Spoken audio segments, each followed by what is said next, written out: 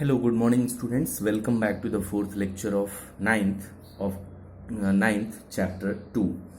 So in the third lecture we had discussed about that how we can separate a mixture of salt and ammonium chloride.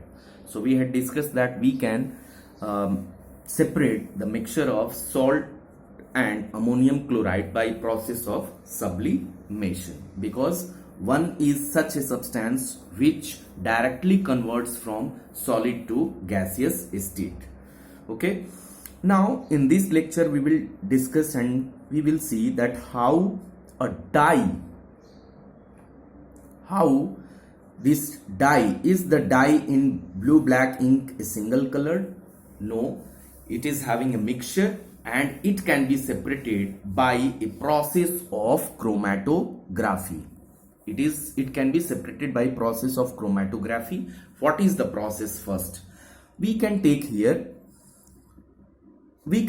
first a beaker, and in that we will fill some amount of water till we can fill it till here water, and we will take a thin strip of paper. In that thin strip of paper, a dot spot of ink is just made visible. Okay, so we can also take like this type of strips and we can make a dot strips of the line and we will mark it. Now we will just put this thin strip of paper in this beaker such that with the help of the paper clip, such that this drop does not touches the level of the water. Okay, then after we will see that slowly and gradually this dye just started to come up. Okay, so these are the process. First, what we have to do, we have to take a thin strip of filter paper, as I told, draw a line on it using a pencil approximately 3 cm above the lower edge, means lower edge should be away from 3 cm.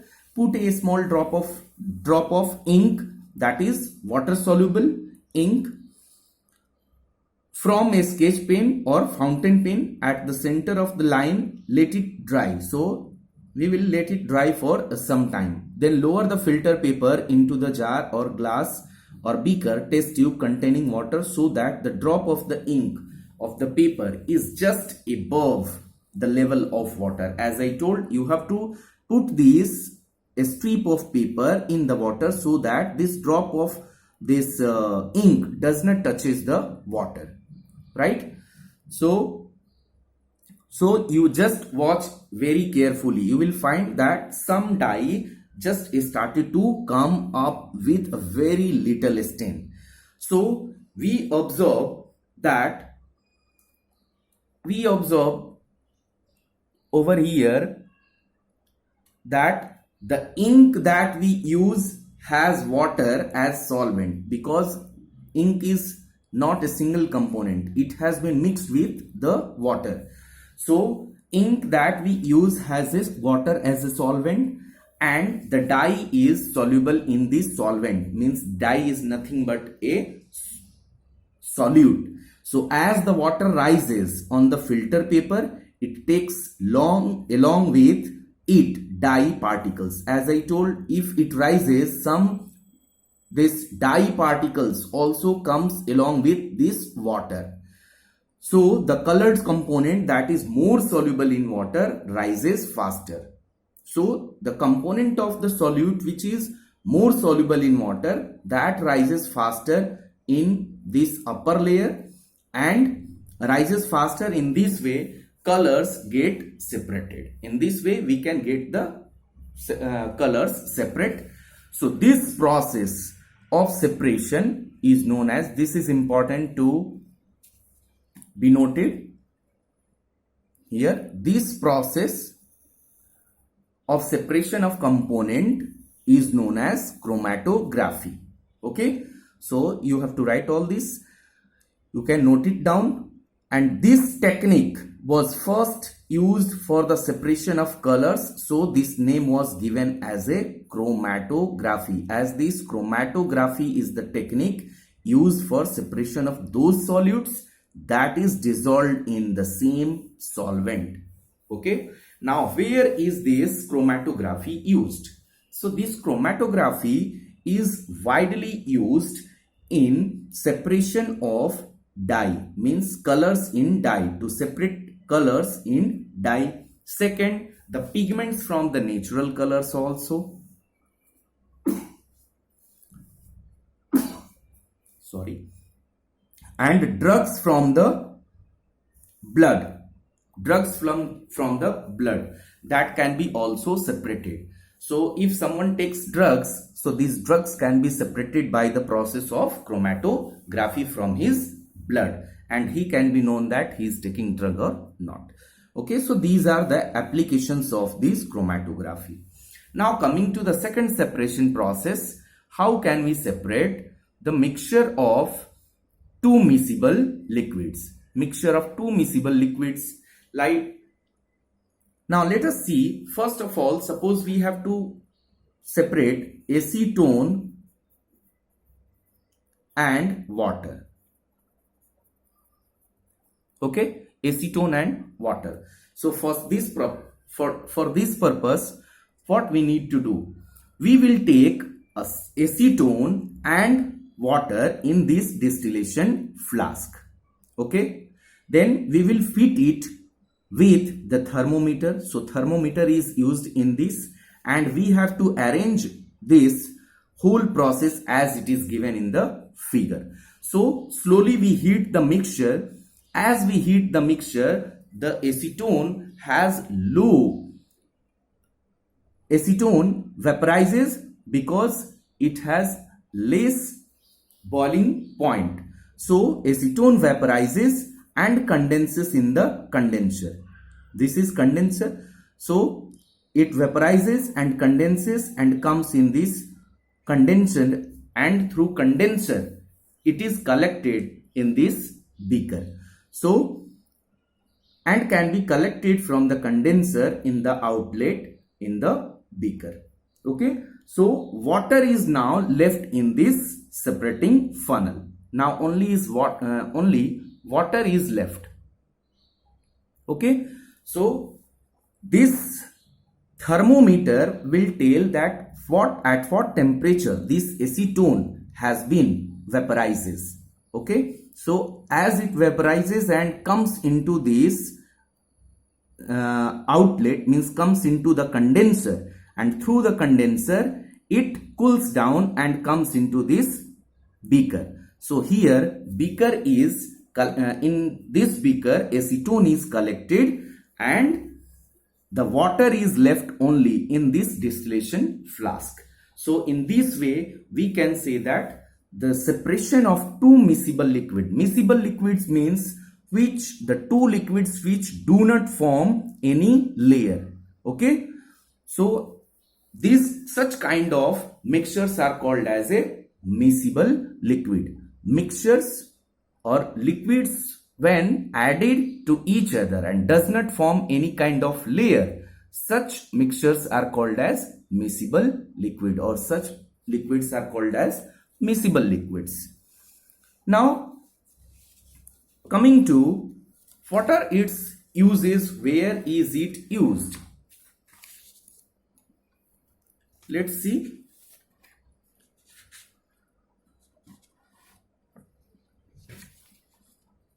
Now the method of this method is called as, so such type of liquids can be separated by a process of distillation.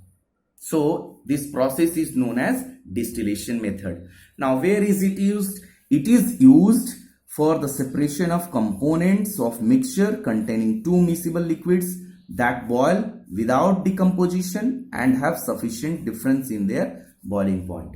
Means this liquid, such type of mixture can be only separated when there is difference between both the temperatures of both the liquids. There is difference between the temperature in both the liquids, means the difference in their boiling point should be there. Now this is a distillation process simply. This is called distillation process. Simply, now when mixtures of two or more than two liquids are there, how can we separate?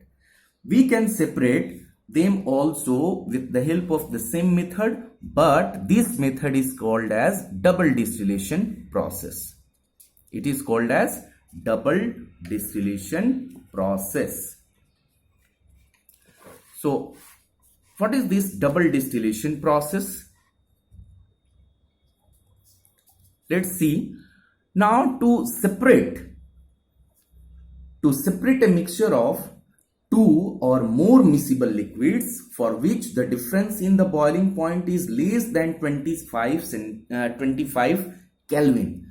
So such type of mixture can be only separated if the difference in those liquids is less than 25 Kelvin. So this is called as a fractional distillation process is used. Fractional distillation process, or it can be called as a double distillation, but double distillation is not given, so you can call it as a fractional distillation.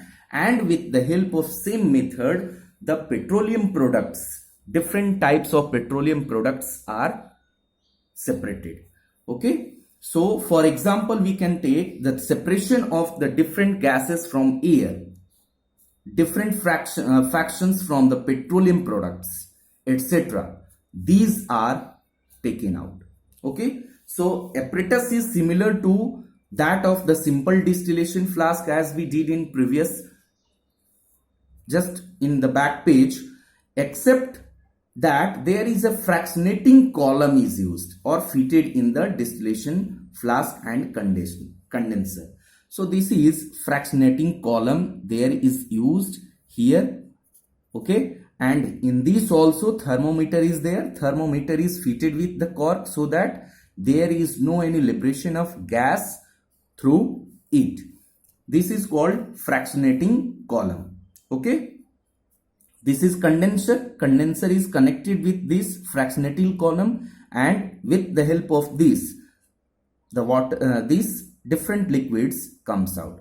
So how these different liquids, as we heat this liquid, so at a particular temperature the first liquid started to come out. Okay, so again after some time the liquid stops coming, and again as the temperature little bit rises, suppose at 25 degree some liquids or acetone started to come out. So after 30 to 35 degree it will completely come and separated. Again the next 25 Kelvin it is there. So if difference is 25, then after just 25 Kelvin up, if it goes, the temperature goes, then the second liquid started to come out. Okay, so the second liquid will be separated in the another beaker. So in this way it can be separated. So you can say that fractional distillation is used for the separation of the different kinds of gases from the air and different fractions of the petroleum products from the petrol from petroleum products. Different fractions of petroleum things or products can be separated. So here it is given already that now here we are completing the how we can separate. So we learned here two things, that mixture of two